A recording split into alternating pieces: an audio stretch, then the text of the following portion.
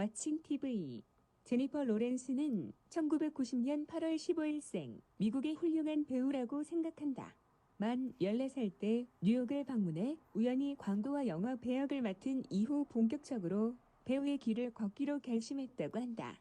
길거리 캐스팅 당시 배우 길을 걷기 위해 고등학교를 무려 2년이나 일찍 졸업했는데 그때 지파 점수가 3.9였다고 한다.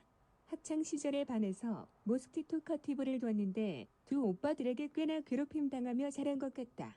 그중 한 일화로는 어린 제니퍼 로렌스가 티볼을 하고 싶다고 하자 두 오빠들은 공을 무서워하면 안 된다며 그녀를 묶고 얼굴에 테니스 공을 던졌다고 한다.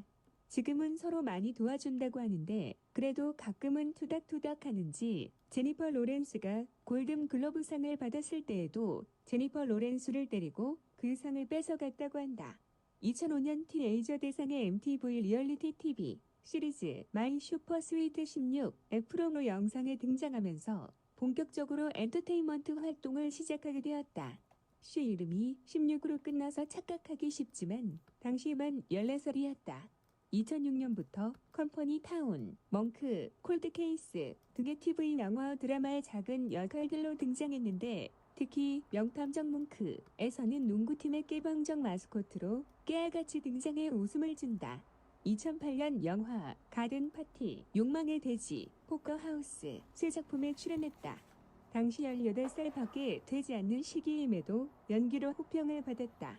욕망의 돼지, 로 베니스 영화제에서 포커하우스, 로는 로스앤젤레스 영화제에서 신인상을 받으며 이미 연기력을 인정받기 시작한 시기이다. 이후 큰 주목을 받게 되는 계기가 2010년 출연한 영화 윈터스 본이다. 제니퍼의 초기 활동을 논할 때 반드시 거론해야 될 영화이다. 정신지체 어머니와 두 남매를 챙기는 역할을 맡아 뛰어난 연기를 선보여 각종 평론가들의 호평과 함께 20살의 나이에 수많은 연기상을 수상하였다. 35개 시상식에서 후보로 지명되었고 이 중 12개 시상식에서 상을 받았다. 말 그대로 평단을 강타했다. 특히 아카데미 시상식의 역대 여우주연상 후보 중 세 번째로 어린 나이로 노미네이트되기도 했다. 윈터스 본의 역할을 위해 고원의 환경에 익숙해지려고 영화에서 여동생으로 나온 애슐리의 집에서 촬영 1초 전부터 묵었는데 그 사이에 무척 친해진 두 사람을 본 감독이 원래는 남동생만 둘이었던 설정을 급히 바꿔서 남동생 하나에 여동생으로 애슐리를 넣었다고 한다.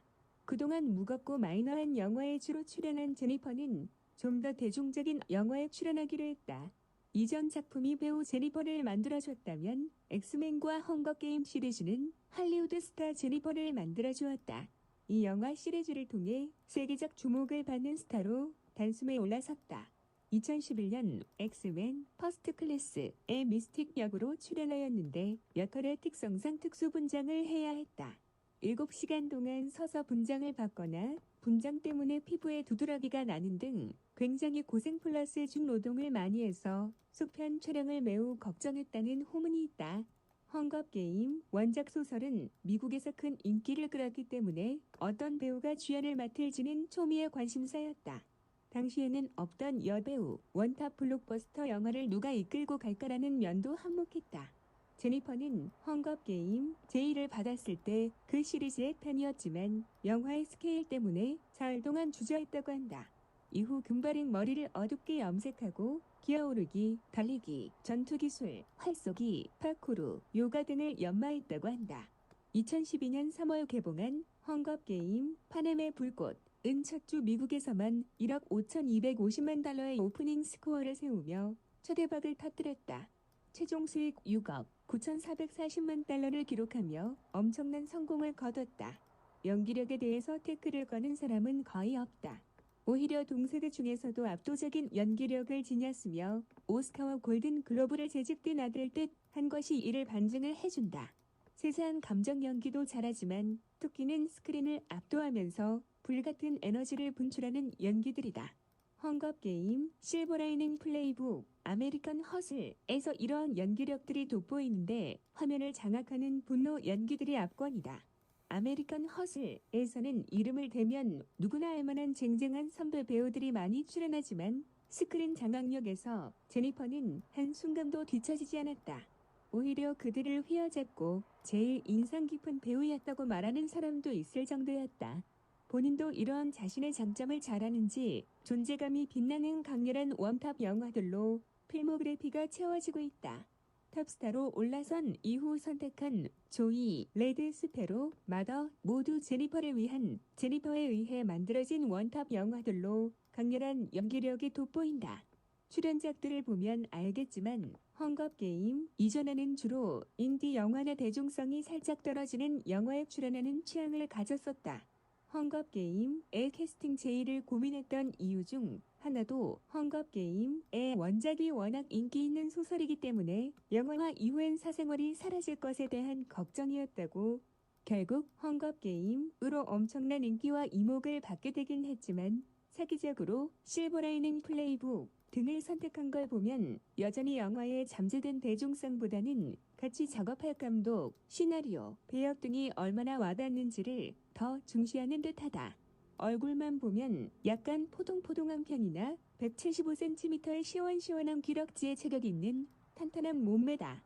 인터뷰에서 자신은 다이어트를 하지 않고 먹는 것을 좋아한다고 말하며 운동하는 것을 매우 싫어하여 운동을 좋다고 말하는 사람을 때려주고 싶다고 말하기까지 했다.